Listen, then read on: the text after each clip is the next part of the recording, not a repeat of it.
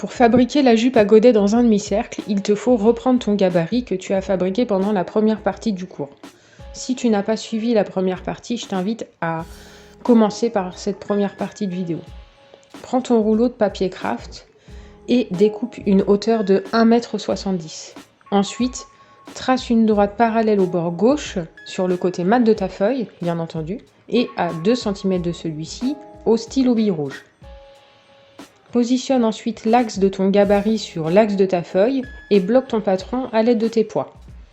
Relève avec un crayon mine de 0,5 mm la ligne de bas de jupe ainsi que la ligne de taille. Repère par des traits les lignes de côté et le milieu devant au niveau de la ligne de bas de jupe ainsi qu'à la ligne de taille. Puis, tu peux à présent retirer les poids de ton patron. Et à ce stade, tu obtiens ceci. Retrace à la règle les lignes de côté et le milieu devant. Et ensuite, prends ton pistolet numéro 21 et retrace soigneusement ta ligne de taille et ta ligne de bas de jupe. Passons à présent aux valeurs de couture. Ajoute une courbe parallèle à la ligne de taille à 1 cm de distance de celle-ci. Puis réalise cette même étape pour la ligne de bas de jupe et ajoute une droite parallèle à chaque milieu dos à 1 cm de distance de celui-ci. Identifie tes droites comme sur ton gabarit. Et maintenant, passons au cran de montage. Les crans de montage facilitent donc la fabrication du vêtement. Positionne les crans de montage sur la ligne de taille, ainsi que la ligne de bas de jupe.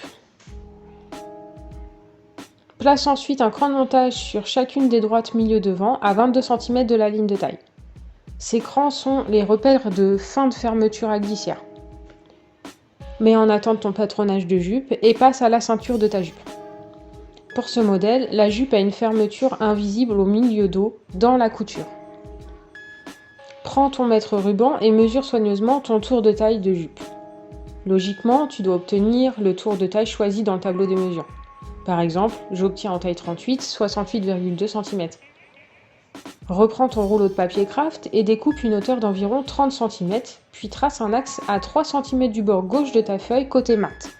Trace ensuite la ceinture dessus et dessous telle que la longueur de la taille est égale à la mesure de la ligne de taille. Et sa hauteur est égale à 5 cm pour mon exemple en taille 38. Identifie tes deux éléments tels que la ceinture dessous et la ceinture dessus. Puis identifie également les milieux dos. Ajoute ensuite les valeurs de couture à tes ceintures d'une largeur de 1 cm. Tu peux maintenant découper tes deux ceintures en faisant attention à ne pas mordre tes traits de contour.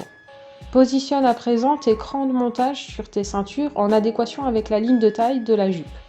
Pour commencer, place les crans de montage repérant les milieux dos, puis les crans de montage repérant les lignes de côté, et pour finir, le cran de montage correspondant avec le milieu devant. Sur l'autre largeur de ta ceinture, positionne à nouveau des crans de montage pour l'assemblage des deux ceintures ensemble. Ensuite, les crans de montage repérant les milieux dos. Reprends ensuite ta jupe et découpe le contour tout en laissant une partie au niveau de ta ligne de taille, comme affiché à l'écran.